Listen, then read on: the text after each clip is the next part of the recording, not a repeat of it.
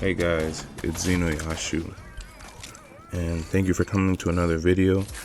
The goal of my videos and the goal of this channel is to basically having a sit-down conversation like I'm talking to my sons. I have two boys, and I'm in the Air Force, and I feel that with knowledge is power, and a lot of people haven't been equipped with knowledge, so therefore they don't have the power or the ability to make good decisions.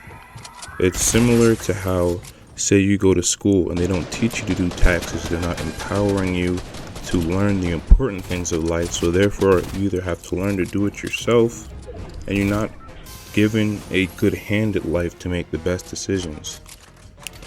Similar to working out, most people are obese in the US, and you never got taught to work out when you were in school, similar to like back in JFK times where where fitness was promoted.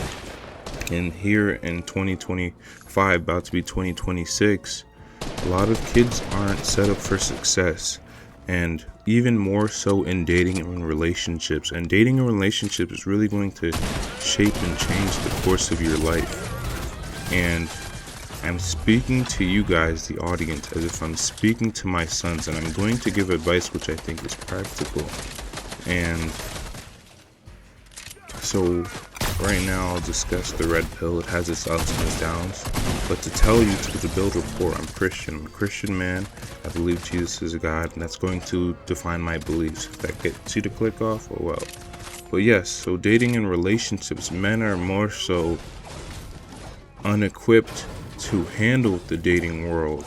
The dating world after feminism, after the social media revolution, after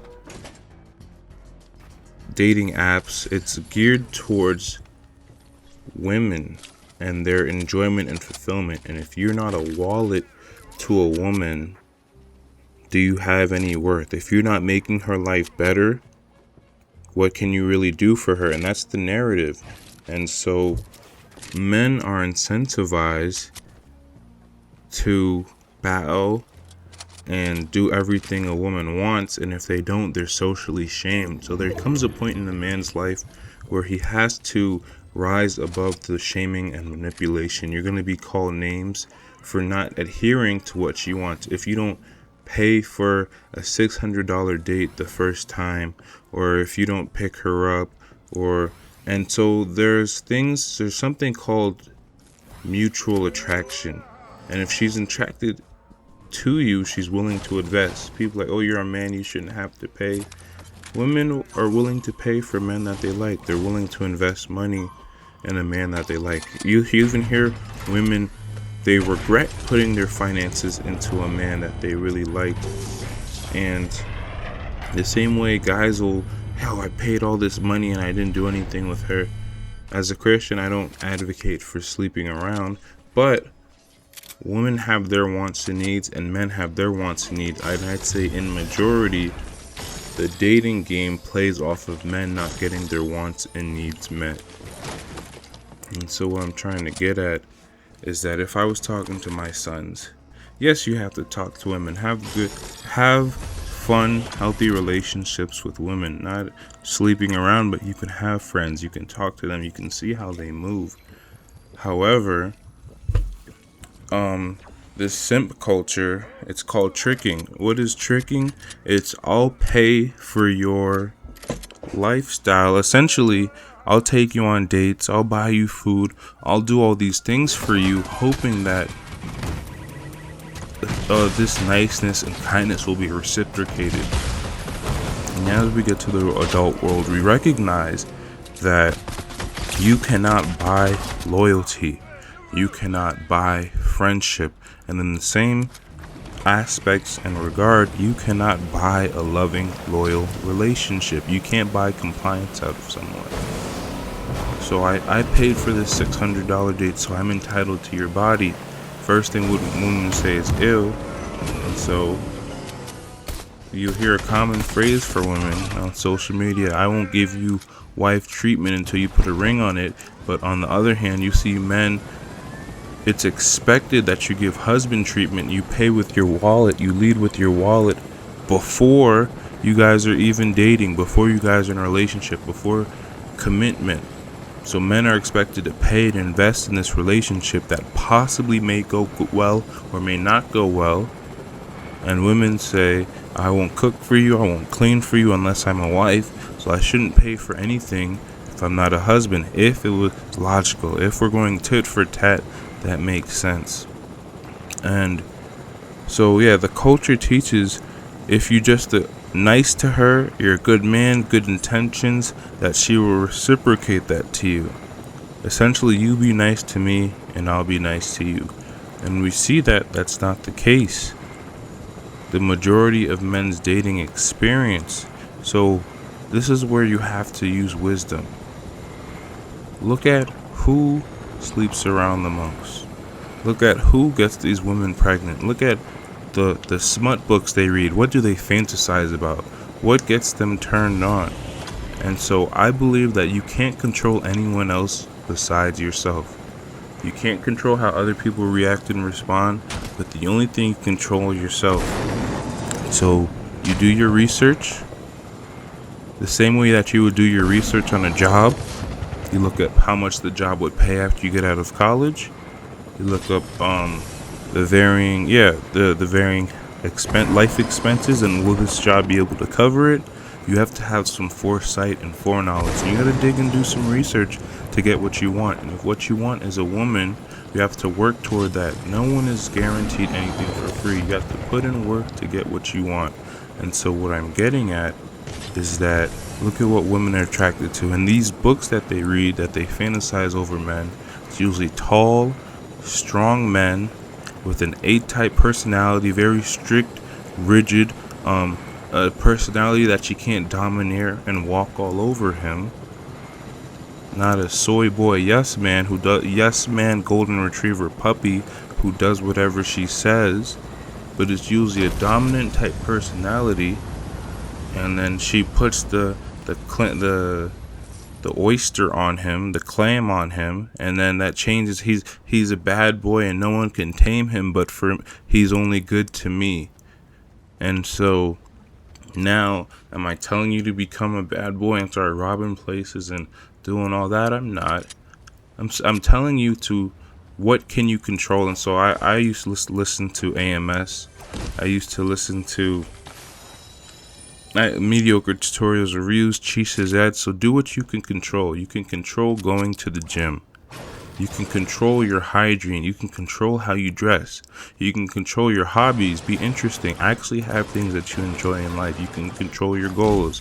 And there's a big saying, AMS used to say it all the time, you have to be about your purpose.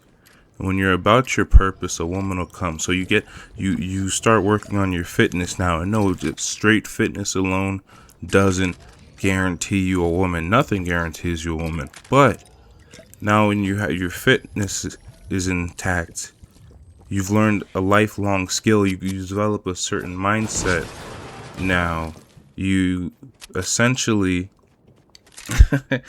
you know how women are pickier when they're younger and hotter, and if they know they're hot, they have no problem rejecting men typically have problems rejecting women and being picky. But when you are working out and you understand that you put a certain level of dedication into how you look, you've essentially taken on a discipline. Now you can be more picky with, and essentially you can be picky because you're the one approaching.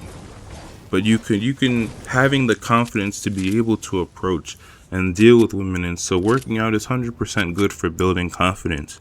I'm confident in how I look. I know I look good, and you'll know when you look good in front of a mirror. But now practicing your social interactions, practice running game, not being a creep, going up cold approaching women, and being able to get them to put down their guard and see that, oh, this is a funny guy, this is a charming, attractive guy. I know he wants me, but let's see how he shoots his shot to get the ball in the hoop. Let's see how he tries to get his touchdown. And you end up getting the digits, you end up just practicing that, and then getting your finances in order, getting your jobs in order. And so you can be able to, it's called a dating market, and people don't like that. There's no such thing as a soulmate. someone made and built for you, and no matter what you do, they'll always be there.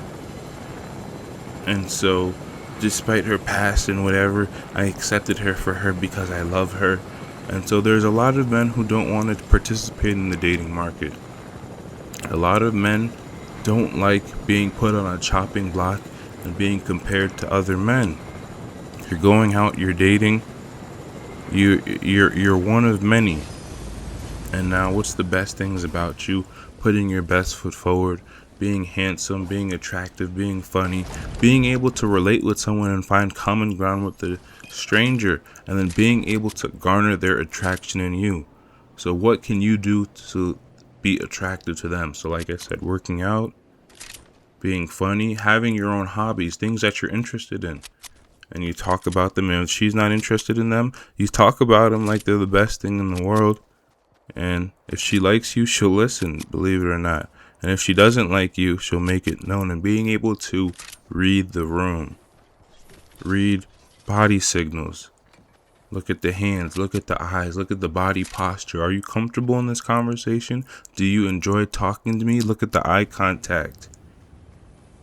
Are you invested in me? Or do you want to run away? Do you look like a deer in headlights, and you're looking like a mouse trapped by a cat ready to run away? Because maybe you came off too strong, maybe you're creepy, maybe she's just not feeling it right now. Being able to read that is life skills that you may learn for dating, but it translates to other areas of your life. And so, talking to my sons, there's so much advice I want, and so I want to be able to empower them and equip them. And maybe one day they just want to listen to Dad, they'll turn on one of his videos. And so if you enjoy the advice I give, you want to hear more, you want to learn what you can do, what can you change with your hands? Because we can always complain about the things we can't change. We can always complain and say, I wish this, I wish that, I wish that. But if you want to get things done, you look at what you can't change and you're like, okay, but I can change this. I can clean my room. I can clean up my diet. I can choose what I eat. I can choose what food goes in my mouth. I can choose working out, when to work out. I can choose how much video games I play, how many books I read. I can choose my career. There are certain things in life that you can't change a lot. You cannot change a lot. The tide comes and it blows over and everything gets wet, but what can you change? The little things that you can change, do something about it. The little things within your sphere of control, you handle them. And maybe you have to make a list, maybe you have to write it down in a notebook. Like Batman, you got to make a plan, writing down the formulas, write down the success that you want to see in your life. And so dating and relationships, imagine being a man, you worked all your life, you made your first million, and you chose a woman, and she didn't really like you, and you kept paying money, and then eventually you stopped paying money, or maybe you stopped laying on the gifts so heavy, and she chooses to leave because of that. And then she takes half of your million, if not 75%, because you chose the wrong the woman. And most men would be like, oh, that's not me, that'll never happen to me. The divorce rate just rose to over 50%. Like I said, the comparison is if you would jump out of a plane and you were told, so if the scenario is if you were on an airplane and you were told to jump off the plane, but the parachute only deploys 50% of the time, less than 50% of the time, would you still jump? Or there's a over 50% failure rate of the parachute not deploying, would you still jump? And the resounding answer would be no. And I love marriage. I believe marriage is a reflection of man and wife and Christ and his church, and I believe marriage works, but you have to get to the point of having discernment. Even the Bible talks about prostitutes, the loose woman, the strange woman. But a lot of men these days, it's not taught in church to be able to distinguish between what is a loose woman, what is a strange woman, what is a prostitute, and what is a good God-fearing woman. The church is told, everyone says, oh, don't judge. That's the culture, but the Bible tells us to judge. And so the same, you'll know a person by their fruits. If someone has 9 babies by different fathers, And let's say there's categories for everything. Right now, the culture is you're told not to judge, and churches, they want to make money, and women donate the most money, so they'll water down their sermon for membership. But you have to judge. It says, the Bible tells us that the Christians should judge the world. We're going to judge the world. And so in your life, you have to use the discernment and judge what's necessary and what's not. And choosing the wrong woman will ruin your whole life. So what happens is getting divorced, raising kids that aren't yours because you thought they were yours. You didn't want a paternity test because you didn't want to offend the woman. Just being miserable. You chose the wrong woman. You're just miserable now. And you're not being able to fill your purpose to teach others, to help others, to be an asset to your community. People can't rely and depend on you because of how your woman is with you. And you just can't trust. She's flirting with other guys in front of you. Your confidence tanks. She's critical of you, and you can see how it's not beneficial financially, emotionally, spiritually to choose a wrong woman, but it's incentivized. They say, oh, you're not a real man if you don't pay for the first date. Oh, you're not a real man if you don't take care of my kids. Oh, you're not a real man if you don't pay my rent. Oh, you're not a real man. You want to take me on a date, but you don't want to pay for my babysitter. You're not a real man. And so these women who haven't had fathers, they will weaponize sign language. It's shaming and insulting, guilting, and the need to be right. And so it's called sign language, like Kevin Samuels. And so in order to get what they want, they will manipulate you essentially into acting a certain way. And this manipulation only works on weak men. But it works. That's why they do it. And so a strong man will say, I don't want to be your definition of a real man, so I'm not going to act in line with how you want me to act. I'm going to act in line with my values and beliefs. And so there's a lack of quote unquote real men today. Men who aren't swayed by the emotions of others.